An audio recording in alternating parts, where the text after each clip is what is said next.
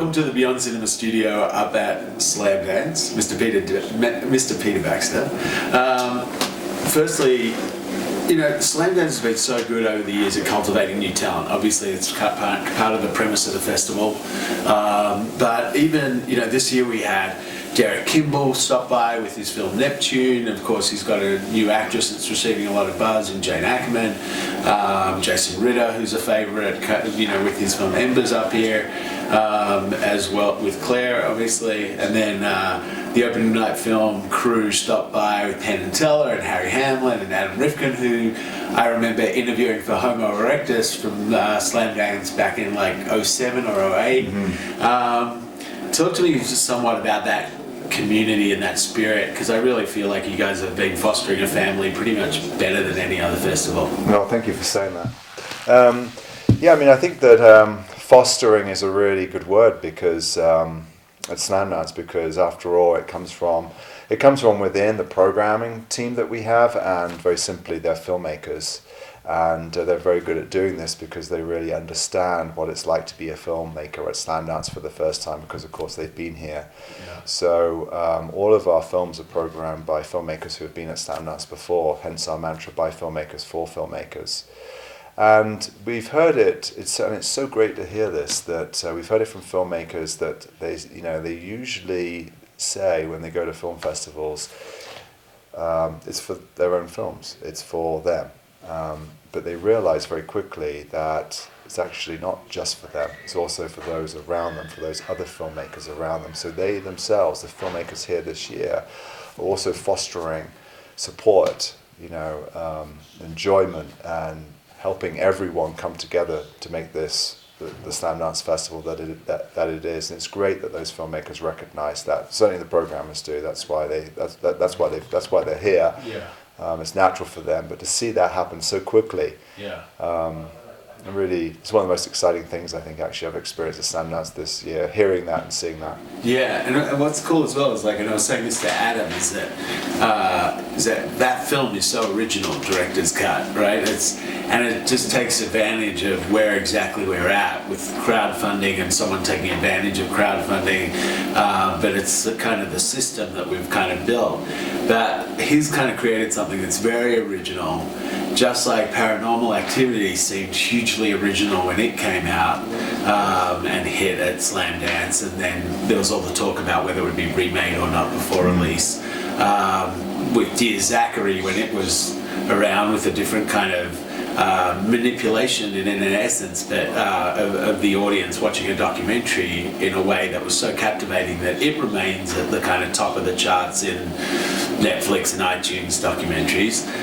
And so it's just like also this, and obviously all the work that Chris Nolan has done, but there's also that element of originality that ends up kind of just coming out of the system where you are kind of promoting new filmmakers.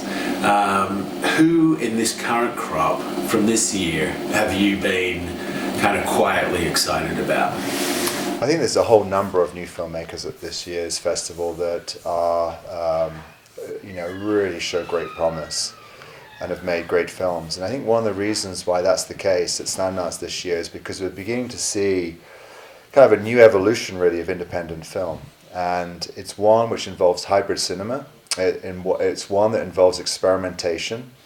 It's one that involves being brave and bold and not thinking for one moment about market forces and what else is around.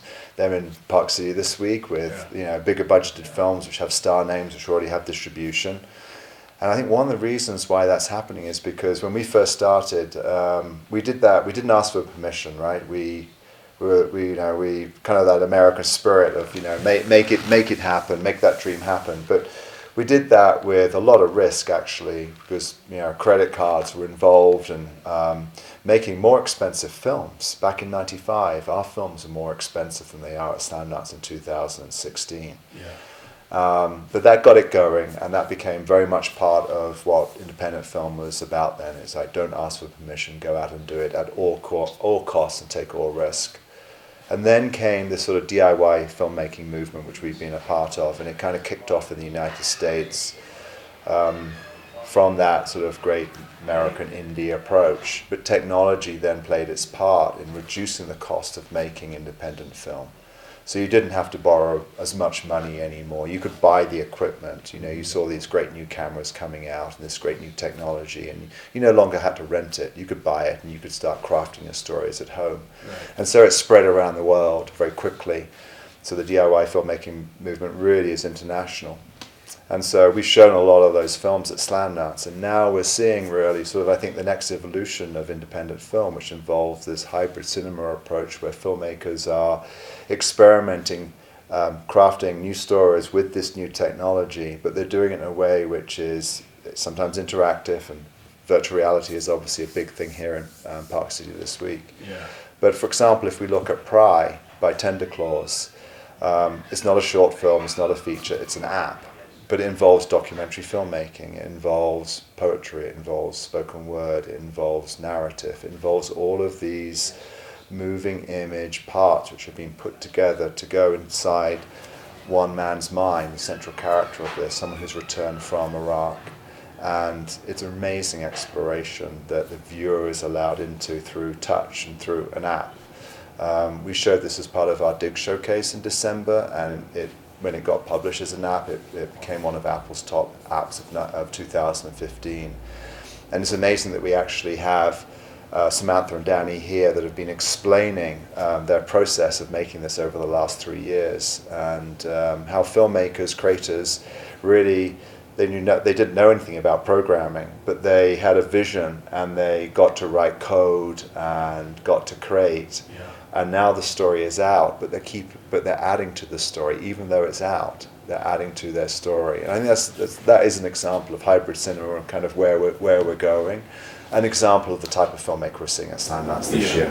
So, how much pressure there is there on you now that, because the slate still has to be fairly limited just because of space and logistics and all that sort of stuff, and but the amount of submissions that are coming your way, the amount of awareness that exists around Slamdance, how hard is it to keep the programming limited to just a couple of dozen feature narratives, a couple of dozen feature docs? It must be hard given the amount of content that's coming towards you. Is there a pressure to expand the offering, to make Slamdance a bigger thing even within this, or find more space within this construct? That's a great question, I think, for us right now. Do we stay the same size, or do we expand here in Park City or in other places? And I think that if you look at Treasure Mountain Inn, which has been our headquarters for a long time, it's a hotel, and it's a relatively small place. We're all together, and the sense of gathering in one location, it's like gathering around a campfire really, and sharing our stories. That's been going on now for thousands of years. I don't think that will ever go away.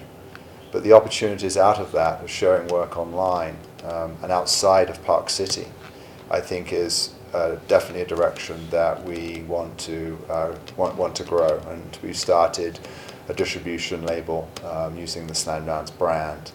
And we have monthly screenings at the ArcLight where we're showing films out of the festival, and also films that didn't get into the festival but which we really like. Yeah. And so we're providing then opportunities for those filmmakers that did submit to Slamdance to get their film seen.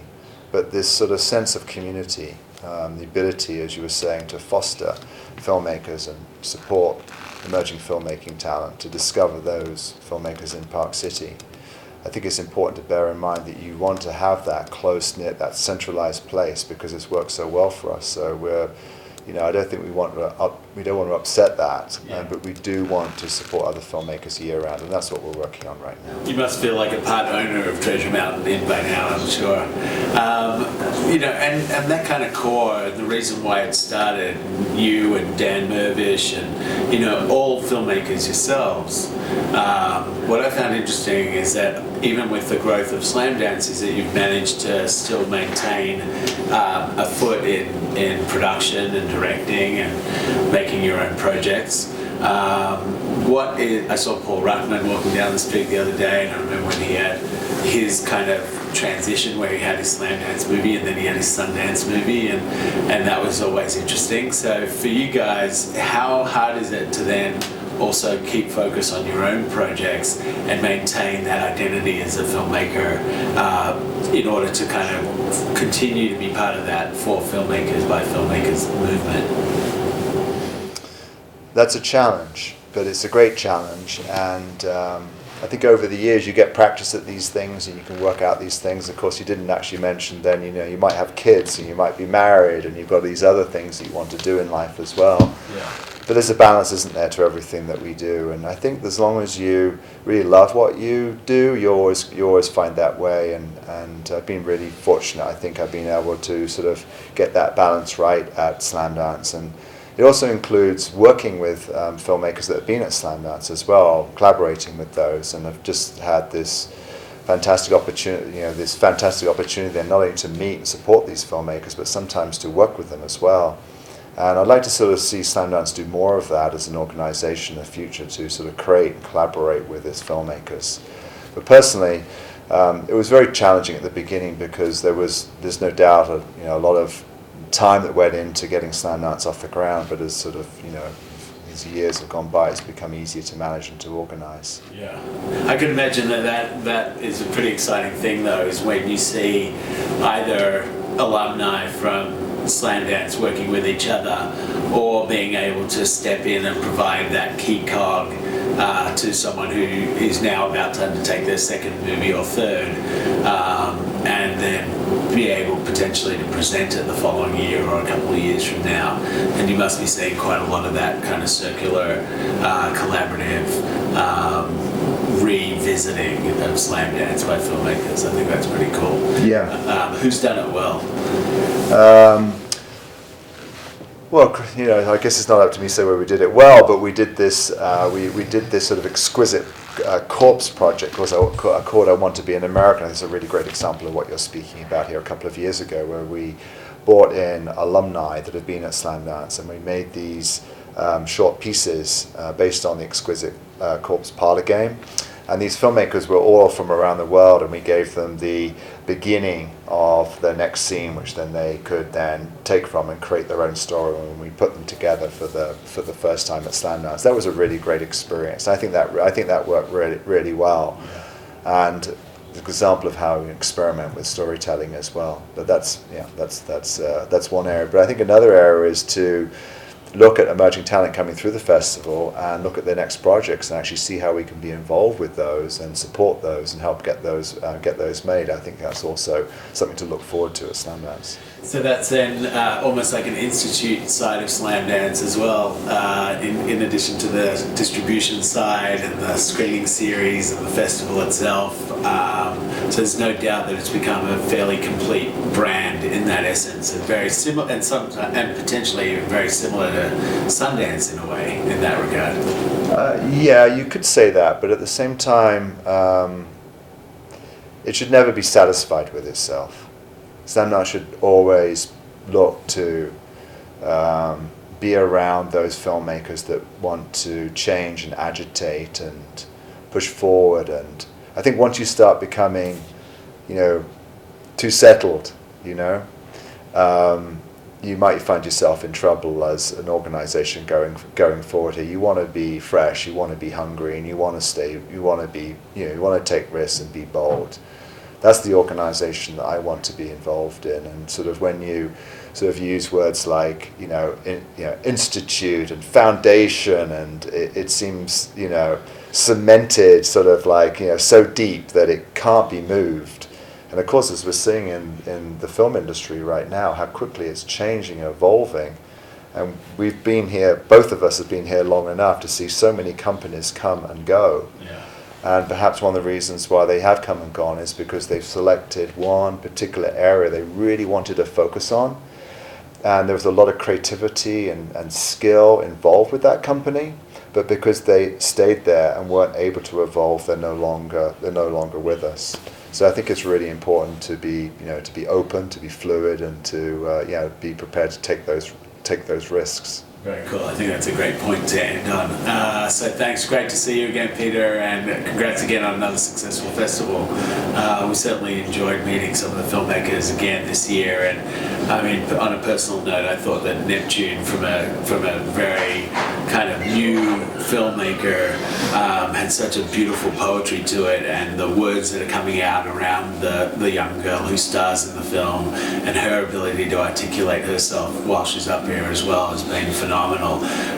So congrats again for another successful fest. Thanks. And though it may be over, I think the film you've just referenced there is a really great example of, you know, this fluidity, how to be fluid and how to be open, and how to be bold, because these filmmakers are very content and feel very secure in making their film in the area that they're coming from and using their environment to create their story. So, you know, a lot of filmmakers think that they should be in New York, they should be in Los Angeles, where the industry is to create. Yeah. But that's not the case. Ben Zeitlin said some time ago at Slamdance, look, you know, the reason why I moved out of New York to New Orleans is because I wanted to make sure that I lead my life by creating, not leading my life by earning money in order to then create. Right. And I think that that's a really great example of why regional filmmaking is sort of it's kind of another shift and part of the evolution in independent filmmaking, really. Yeah, and a perfect point for us when we're backed by groups who are trying to attract filmmakers to all sorts of locations across the country and across the world. Very cool. Thanks for that, mate.